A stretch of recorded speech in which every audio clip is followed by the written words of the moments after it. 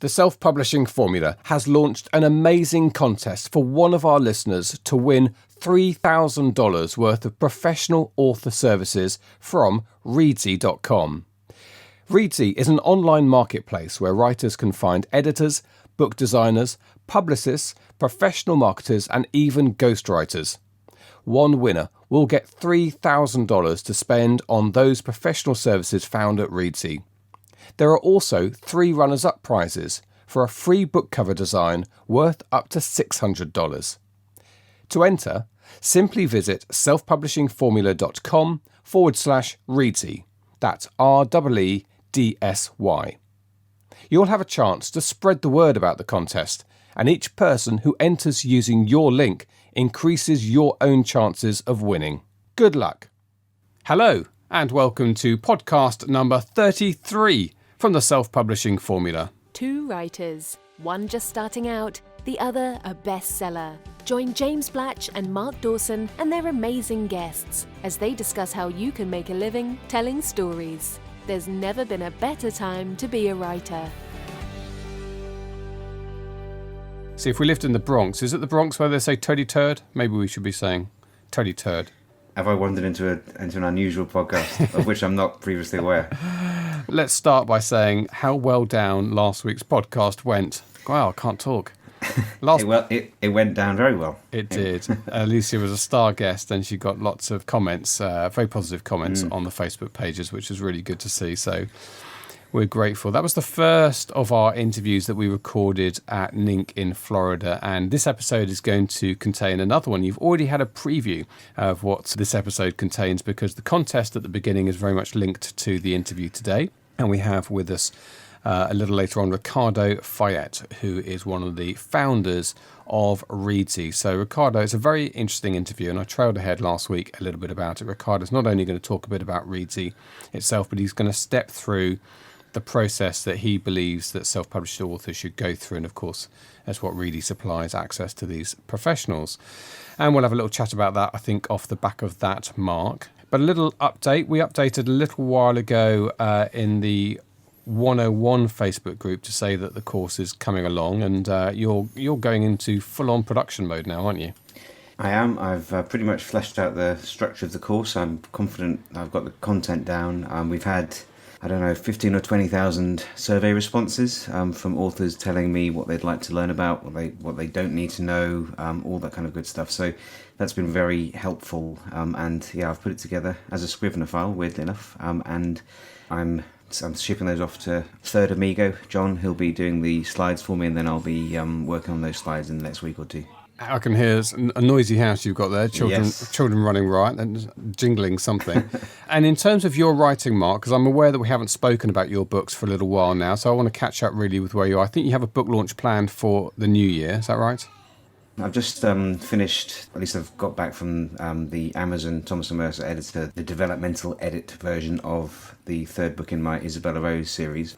That'll be going out to my beta readers tomorrow, actually, and going over to Amazon for copy editing. Kind of slightly annoying thing about publishing, and this isn't really a dig at Amazon because they're much quicker than a traditional publisher, but it's in comparison to how fast I can publish stuff. This doesn't come out till April, so something that I've written now, normally I'd be able to sell that or get it ready for sale within a couple of weeks from this point, maybe 3 weeks, get it out for Christmas, all that kind of stuff. But that's not possible, so it's going to be till April. So what I've actually started doing this week is the 10th John Milton book. So I've written about 8,000 words over the last 2 or 3 days. That was a rather camp noise, James. Well, I'm excited. Another John Milton book. Yeah, so that's going really well. I've had an idea for that that's been kind of fermenting in my brain for about the last couple of months, and I've been really itching to start writing it. It's got a really interesting opening, so that's gone really, really well so far. So when you're with Amazon's in-house publisher, first of all, that's quite an interesting glimpse into, of course, the difference between the control you have of a self-publisher and at the mercy of the machine when you're published by somebody else. So the time lag indeed in that. I mean, partly they may be scheduling, or do you think it's as quickly as they can get things turned around? I think it's pretty much as quickly as they can. I mean, there is a schedule that they need to take into account. They don't want to dump loads of stuff all at the same time, similar books, because they won't be able to promote that properly. But they are reasonably quick. I mean, the editorial process is a little more extended than mine. I don't usually have a developmental edit because I'm experienced enough that that's not something that I feel I need these days. Although it's nice to have one. I got some good feedback this time around. And I use the same copy editor as Amazon. So it's something that the time frame is around about the same. Then there's a proofreading stage on the back of it that I sometimes don't need to do. It's a little bit more extended, but on the plus side, I get the benefit of Amazon helping me launch the book, or launching it for me when we're ready to go. And do Amazon insist that you go through a developmental edit? They do. Yeah, they're very professional. Their editorial process is at least the equal of my experience of traditional publishing. Very, very thorough, excellent editors on staff, basically freelancers that they use. Cover designers is actually the same. It's Stuart Bache does the covers for those books as well. So that's great. Someone I know very well and friend of the podcast. Yeah, so it's a great process. It's very interesting to see how it's all put together. But the difference is Amazon, when they're ready to launch, they know exactly how to match data with emails and customer habits and all that kind of stuff. And that's the main reason why I went with them. Cool. And if you don't know what developmental editors are or do, that all comes up, and Ricardo talks about it very clearly in the interview in just a few moments. And finally, with your catching up with your career, Mark, in terms of your marketing, I noticed sort of testing the waters with our authors in the Facebook groups and talking to people actually in Florida last week, that the beginning of autumn was more challenging in terms of advertising cost and return.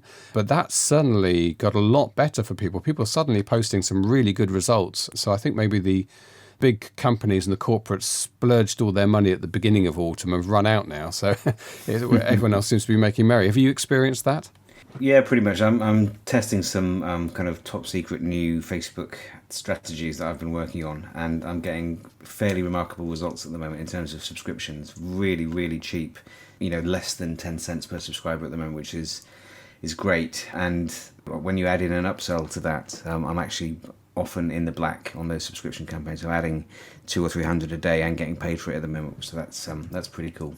That's really good. Top secret sounds intriguing, I'm sure. Hopefully we will hear something about that in the future. Yep, definitely. Okay, well, let's talk to Ricardo. We did actually have a brief chat with Ricardo back in April at the London Book Fair, but he was also in Florida with us and came along to our various gatherings and events. And I caught up with him in a quiet room off the main hall, a little bit of extraneous noise in the Tradewinds Resort, but not too much. And it was really interesting to talk through. For me, this was an interview really for me as a new author about to go through the end of the draft to the beginning of the marketing stage with a book, to talk through that process with Ricardo. So I make no apology from the fact that I was picking his brains on what I do next, because it's obviously a big area for me and hopefully for lots of you as well.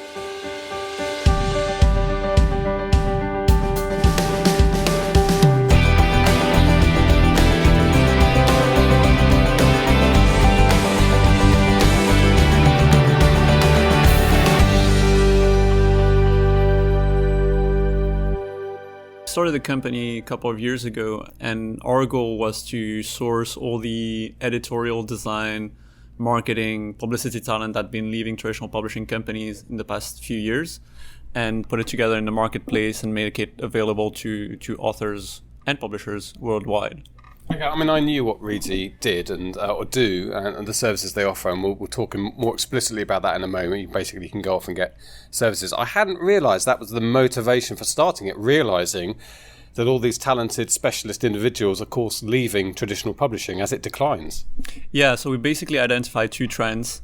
One that's well known about self-publishing, so a lot of authors leaving their traditional publishing companies and self-publishing. And then the second trend was, the one I mentioned, of a lot of talent leaving traditional publishing companies to work freelance, because it's a better way to live, I guess, for them. And also because publishing companies are now recruiting more freelance to optimize their costs. So there were two trends, and we thought we can combine these two trends and build a marketplace to kind of bring them together. Okay, so Reedsy today, we know that when you self-publish, you write the book yourself, generally, although that's interesting. We'll mention something about that in a moment.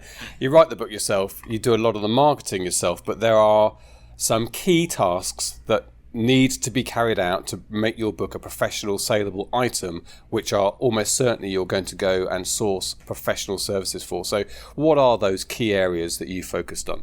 They're the same as the ones that go through a traditional publishing process. So what we generally recommend authors is to kind of replicate that process for the production of the book.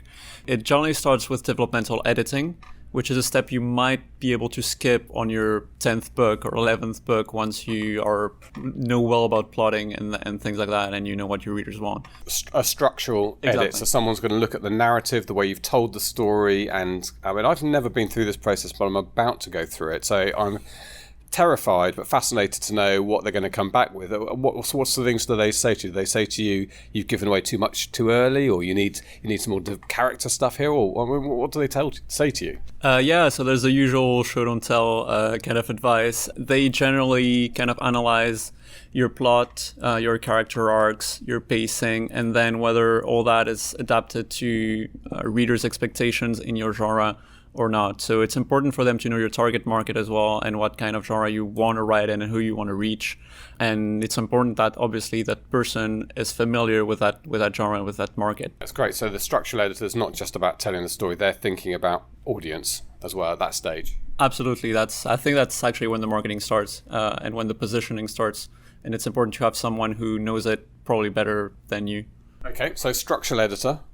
Good first stage, and this again, as you say, replicating the traditional publishing journey. Yeah. What else have we got? Well, after the structural edit, you generally have a copy edit, and now publishers, they outsource that a lot. So we work with publishers for that as well. How ironic. So the traditional publishing industry now uses you. Exactly, yeah. That's it's quite fun, but yeah, they realized we have kind of good pool of talent, and generally they have people within that network, but sometimes when they have to put 6 books out in the same week, well, they need a copy editor and to do a rush job on one of them. But yeah, so the copy editing focuses more on consistency and style, and so that's both in terms of grammar, so dashes, hyphens, all that, punctuation, and also in terms of the elements of your story. So making sure that the character that had blue eyes at the beginning of the story still has blue eyes at the end of the story. Names are are spelled the same way throughout the book. There are no timeline inconsistencies and things like that. So it's about consistency, grammar, punctuation, style. I don't know why we haven't thought of this before, but obviously what we should do on the podcast at some point is have an entire interview with a structural editor and an entire interview with the copy editor and really go through from their point of view. That would be such a good thing to do. So I think I know someone who might be able to put us in touch with those people, but that's obviously something for another time. So, God, what specialist work? I mean, reading the entire novel and keeping on track of that consistency. I mean, it's every author's obsession anyway, and we all worry, thinking back to chapter 1, that things have changed. You've made a decision and have forgotten about it. But yeah, interesting work. So, structural editor, copy editor, done. What's Proofreading. Next? Proofreading, yeah. So that's the final step. So within a traditional publishing company, generally after the copy edit, what they do is create the files that are ready for distribution. And once these files are ready, they send them to the proofreader. So generally the proofread is a last read on the finished file, because if you proofread before the final file is created, you might introduce errors during the formatting stage. For indie authors, generally the proofreading is done before you create and you format the files, because there's less formatting, there's less typesetting work on it, especially if you're just restricted to ebooks. The proofread is basically a last check of your manuscript, line by line, and to catch any remaining typos that the previous editors would have missed. So if you start out as an indie author, you can cut corners on the last proofread, especially if you write some genre fiction. But as you start building your mailing list and getting more sales, it's generally a really good idea to have actually more than one proofreader. So I know Bella Andre, who was on your podcast, I think she mentioned, at least she mentioned to me that she hires 5 different proofreaders for one of their books to make sure that no kind of mistakes slip through. Well, I would say probably every other book I read on my Kindle, I find a typo. And on the Kindle, you can highlight it and send it off. I don't know if anyone ever looks at those responses. I fastidiously always send them in. But okay, I mean, this will be old hat to lots of people listening and new to quite a few people as well, including me. And I hadn't fully appreciated those stages. I think I probably mixed up copy and proofreading as well, because they are quite similar. I mean, the copy editor must be looking at typos and stuff. Yeah, so the proofread is really a last check, generally by a copy editor, of your manuscript. So an interesting trend we've seen on Reedsy when analyzing the cost for these different services is that copy editors who are quoting for a copy edit and a proofread together were quoting only slightly higher than for just a copy edit. And the reason for that is that if you hire the same person to do the copy editing and the proofreading, what they're going to do is they're going to do one round of copy editing and try to catch all the typos. They're going to make changes, obviously, to your manuscript using type changes. And then the second round of proofreading, they're going to do only on the changes they've introduced. So they're basically going to proofread only their changes. So it's not a real proofread, and that's why they just quote it slightly higher than a copy edit. And do you suggest that it's separated out? Would you think that's a better thing to do, to have two individuals perhaps doing that? It's up to the author. I'd say yes. I'd say that it defeats the purpose of the proofread to hire the same person to do copy editing and proofreading. So if you want a real proofread and you want your manuscript to be perfect, to be flawless, then you need to hire two separate people. I mean, we all know just from writing letters and emails, and I do a fair amount of stuff in my reporting in the past, that you very often don't see your own errors. You have to pass it over to someone different. So I'd imagine that's even the same for a proof and copy editor. Okay, so we're trundling along here, aren't we? We've got a lot of people involved in our manuscript now, and the proof is done after the formatting or before the format? After the formatting, you said. In traditional publishing, it's after the formatting. For indie publishing, you can do it before the formatting, I guess. Which brings us on to formatting, right? Yeah, it does. So the formatting, we have formatters on Reedsy, obviously, but we've built a pretty neat tool for simple fiction and nonfiction called the Reedsy Book Editor, which is not the best of names because it's not a book editor. It's a formatting tool. And what it does is it's similar to Scrivener in its appearance. You can basically import your book within Reedsy by copy-pasting it. So we suggest you copy-paste it chapter by chapter. It's going to take 10, 12 minutes for a novel. Then you apply some last-minute formatting changes using our formatting bar. And once your book is on Reedsy, the great thing is it's only seconds away from being turned into an EPUB file or a print-ready PDF. So we kind of automatize and ensure the professionalism of the formatting to both EPUB and print on demand. That's what's really game-changing about it, I'd say. Now, if you're writing complex nonfiction, or if you have a lot of illustrations, if you're writing cookbook, for example, or photo book, then you need to hire a proper formatter, because obviously our tool is designed for simple fiction. How long's the tool been going? It's been going for 6 months now, and we've been improving it a lot. So it had a few glitches in the beginning, but now I think it's probably among the best tools out there because of its simplicity. So for example, Vellum is going to have more customization possibilities for ebooks, but it's not going to do print on demand as the Reedsy Book Editor does. It's a cheaper option presumably than Vellum, is it? It's free. It's free. So it's the cheapest. It's the cheapest option. It is really, you can't get much cheaper than that. Okay, you talked about time there in terms of a few minutes per chapter and so on. Just going back to the editing stages, what is the sort of normal time scale on a structural editor and copy editing and proof editing? It depends a lot on the book and on the editor. What you got to keep in mind is that most good developmental editors, and especially the ones we have on Reedsy, they're booked up months in advance. So it's important to reach out to them before you finish your book, because otherwise you're going to have to wait maybe 6 months to get your edit back, even though they're going to work on your book for less than a month. But yeah, they're booked up often 6 months in advance. So you've got to wait a few months to get them, and then when they start work on your book, that can take a month. That can take up to a month, I think, for a developmental edit. It depends on the editor, and it depends how many projects are doing at the same time, how much time they spend on it, how much changes they have to make. So it depends. Copy edits can take a few days only, or it can take up to a week, depending on how messy your manuscript is. And before we move on to other services, whilst we're still on the editing and proofing and formatting, what are the cost options? And I guess this is going to vary quite a lot as well. I mean, we should explain, if people don't fully understand, that Reedsy is, I suppose, almost like an agency, in that you have people who offer their services, and you're like a one-stop shop to get, and you can check reviews, you can check how people have performed in the past, and people's specialism in the areas that are going to match your novel and so on. Hugely convenient, very well rated tool that you've got. You've built a brilliant platform, I have to say, Reedsy. And then I guess you offer a price? Do people say how much they want? I mean, how's that work? So we leave complete freedom to our editors and to all professionals to quote. So we don't even send them guidelines. So they quote depending on the project. And what we generally recommend authors is that they ask maybe 4 to 5 different professionals for quotes on one project. 4 to 5? Yeah. Not 45? No, 4 to 5. No, 40. We'll limit to 5 so that you have to do a bit of research on who you're going to reach out to. And also so our editors don't get frustrated, because if you contact 45 for every project, there's 44 who are not going to have the job, and at some point they're going to stop answering requests. Basically, they quote individually depending on what they believe the project needs and how much time they're going to spend on it.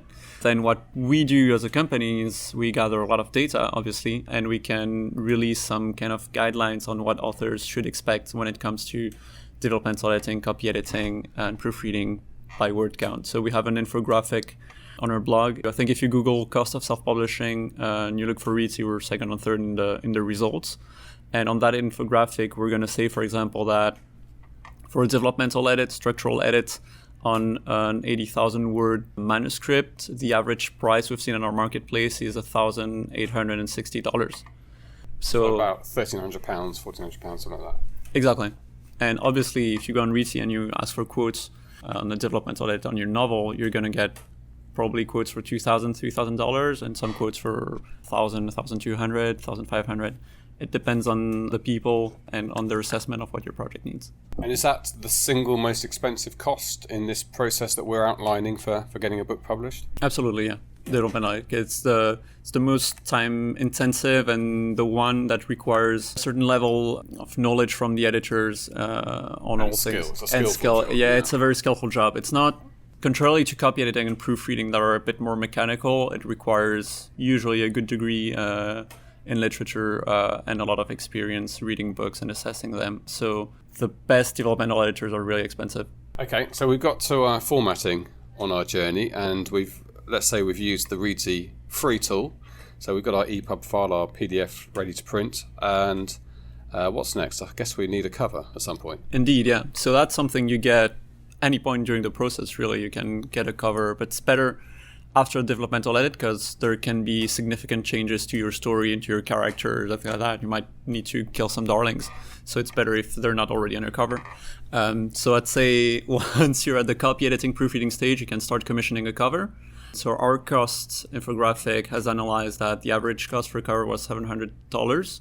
That's slightly expensive. It's because we have some professionals on Reedsy who charge several thousand for a cover. So that skewed the average. But most quotes were between $200 and $600 for a cover. Okay, that sounds reasonable. Again, that's a fairly significant cost, but we're actually recording this interview in Florida at NINC, and there's a lot of talk about this morning, a long session and problem solving, and a lot of people making the point that the cover is such an important part of your marketing process, isn't it? So it is worth the outlay. Yeah, no, it's absolutely vital, and it's very easy to get wrong, because there are lots of saw some examples this morning, didn't we? People who got the covers wrong. We definitely did. So there's a fun thing we do at Reedsy, because a lot of self-published covers out there are done by the author, and they're absolutely awful. Let's be honest.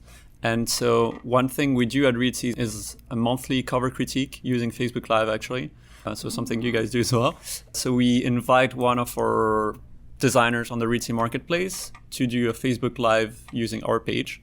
And we invite authors to send them their covers in advance. And the designer picks 10 and does a live critique of the cover. So a bit like the case studies we saw this morning, where authors were asking for live feedback on their marketing. We get authors asking for live feedback on their covers, and it's always quite informative. And the designer gives tips on how to make the cover better. So if you've made it yourself, at least you get tips on how to make it slightly better. That's great. You can plug that again. When does that take place? I don't know when the next one is. If you go to our blog.reedsy.com, there's a session at the top for live videos, and you can check our next Facebook Lives, and there will be a cover critic among them. Is there a recording of the ones you've done in the past? Absolutely. On the same page, blog.reedsy.com/live. You can watch the videos of our previous Facebook Lives. We edit them a little bit, make them a bit more fun.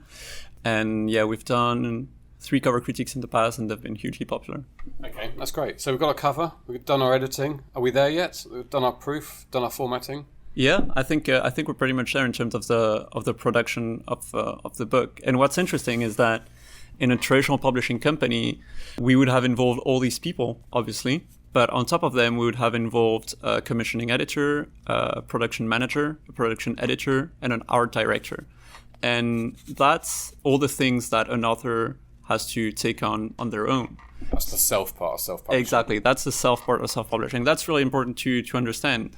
You are hiring people to help you out because there's no other way to produce a professional book, but you still have to take on a lot of different jobs that are usually handled by people within a traditional publishing company. So it's a lot of responsibility and requires quite some skills and knowledge to know how to guide your copy editors and proofreaders, know what kind of manual style they should be using.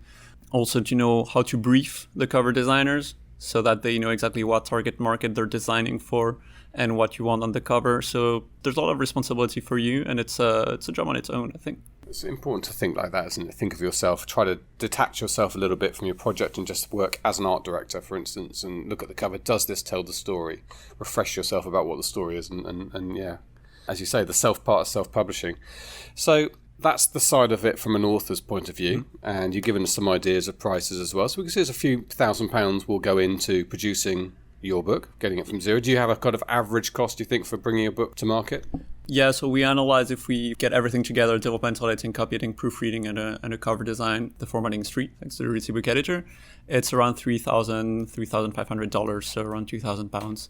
So it's a significant cost. Again, there are some steps you can skip, or you can like make the conscious decision of skipping for the first few books. It's a case-by-case thing. Yeah. Okay, well, let's talk about the people you've got then, these editors, and you say you've picked them. How does somebody get in? I mean, there might be people listening to this who actually would fancy themselves maybe as a copy editor or proof editor or even a developmental editor. How do they begin that process, and how do you recruit people? So they can basically sign up on our landing page. Anyone who wants to apply to be on our marketplace signs up on our landing page as a freelancer. Then we ask them to complete their profile. So they choose which kind of service they want to offer. And in the profile goes a short overview, the genres they specialize in, the services they want to offer, their work experience, and the portfolio. And what we really look at is the work experience, the portfolio, and whether the portfolio matches the genres they've indicated. Generally, we only accept people who've got traditional publishing experience. That's not always the case for some designers, but yeah, that's as a general rule, at least for editing, that's the case. And I guess as time goes on, that will become less the case, because as time goes on, you will have people who were millennials, digital natives, whatever you want to call them, who were born and raised during the self-publishing era. Yeah, it is. And one of the first editors we added on Reedsy didn't have traditional publishing experience. She was the number one editor on Elance, and she had left Elance because it had become a nightmare for professional editors there, because you're competing with people in the Philippines who are so-called editors, but yeah. They quote you $10 for an edit, basically. I could tell the disparaging tone you took there on that idea. So, and you've got to be. This is the heart of your business. You will live and die by the quality of the work that they do. How do you monitor that as time goes on? We basically do a lot of work on the curation of the marketplace. So what we say is, if you contract with some of our professionals, you're protected by Reedsy as a third party. So if there's any dispute, any problem, you can come to us and tell us, look, I wasn't happy with the work of this editor for this or that reason, and then we can mediate as a third party. So that's kind of the added protection you have for Reedsy, and we make our money by charging a 10% fee on top of what the people quote you, and these are one of the things you get in exchange for the money, on top of access to that marketplace, and then collaborative tools to make your collaboration simpler. We should just spell Reedsy. Yeah, Reedsy. Because you might think it's READ. I know. So it's not. It's from the reeds, actually. We had this idea of the papyrus, and papyrus is made of reeds, and there you go. Very good. Long story short. Yeah. Okay, so let's move on to the exciting news, which is that we're going to do a contest together, and you've been very generous in this. So we talked about how much these various elements cost, and as you came up with a figure of around $3,000 to get your book, but some lucky person has an opportunity to get that for free. Absolutely. We're going to do a giveaway together with Self-Publishing Formula, and it's going to be hosted on King Sumo. And if you enter the giveaway, one lucky winner will get their production costs paid for, basically, up to $3,000. An opportunity for somebody to have their novel taken through this professional process. Will they get a chance to choose the editors? Or they'll get a dollar amount available to them, I guess? Absolutely. So the way we handle it is they sign up to the Reedsy platform, they choose who they want to work for, and we basically enter our payment details instead of them entering their payment details. Okay, now you can sign up for your chance to win this. It'll also make sure that you're in touch with the 101 course that we're developing at the moment. But to enter the contest, you can go to selfpublishingformula.com/Reedsy. As Ricardo says, we're going to use King Sumo, which is a contest. An opportunity, I think, with King Sumo to also get other people to enter the contest, which increases your chances of winning. Absolutely, yeah. So if you enter the contest, you get one vote in the contest, let's say. And then if you invite people or you share it and other people sign up to the contest using your special link, then you'll get additional entries in the contest as well. Okay, thanks, Ricardo. So you're, are you French or Belgian or? I am half French, half Italian. Oh, okay. Bit of both. But you're based in London, you live in London, and that's where Reedsy is? Absolutely. So the Reedsy team works remotely, but most of the founding team works and lives in London. So half Italian, half French. You've got the best food genes in the whole of Europe. I mean, Italy's food is absolutely glorious. France, obviously, is a close second. You're struggling to eat English food, or you're getting okay? Is there English food? Sid would just stay. The Indian food is pretty good in London. That is the number one British meal, though, isn't it? I know, that's right.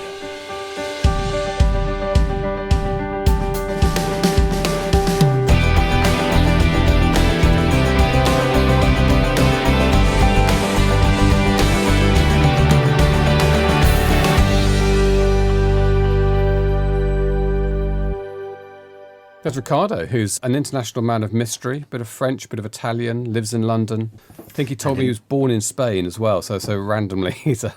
Yeah, and insulted our cooking. So next time I see him, I'll be having stern words with him about the quality of English cuisine. He goes to the wrong restaurants. He doesn't go to the restaurants that you and I go to, Mark. So No, I'm going to one tonight, actually, James. Oh, are you going to a very nice restaurant tonight? I'm going to Rick Stein's restaurant in Poole.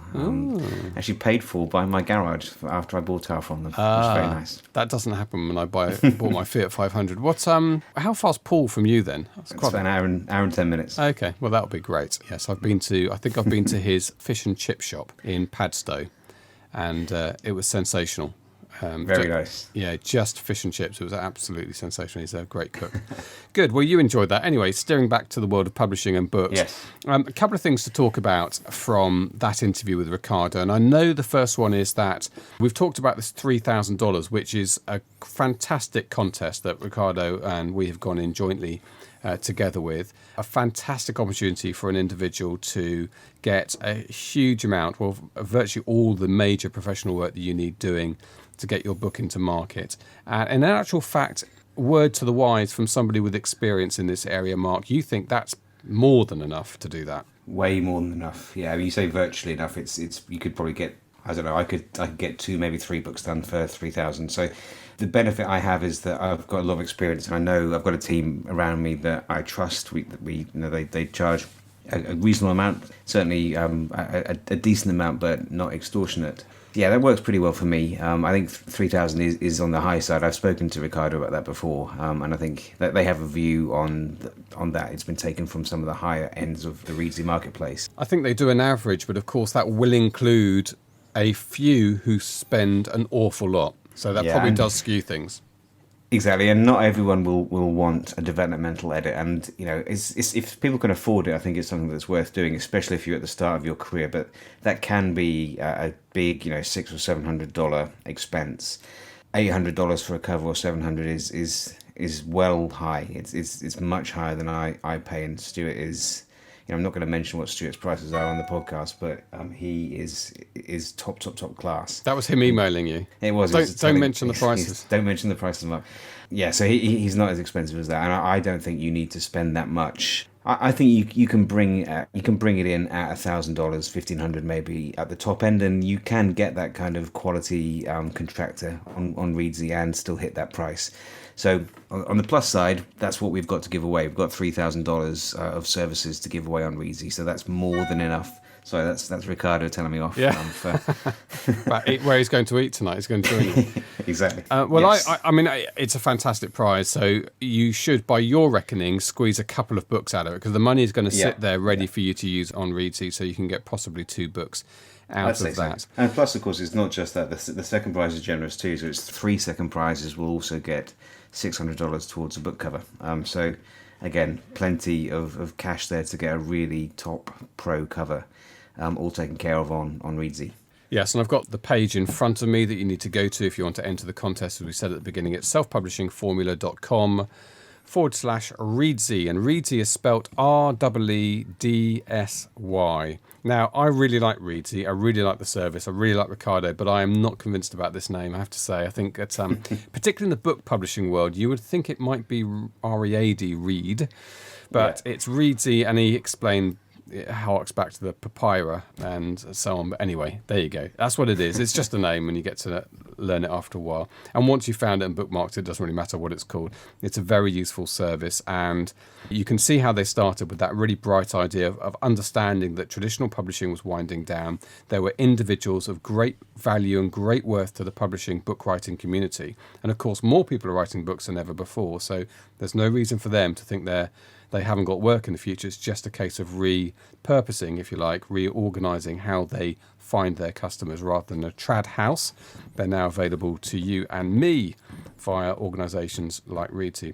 So that URL, one more time, selfpublishingformula.com/Reedsy, REEDSY. And remember, the more times you can send that link out and get other people to enter, that's your link. Each time they enter, you get another entry in. So work hard over the next few weeks. Get that spread far and wide into every little email and Facebook group you know where there's authors, and that will increase your chances of winning $3,000 worth of professional author services from Reedsy, and 3 runners-up prizes on offer as well of $600 worth of services.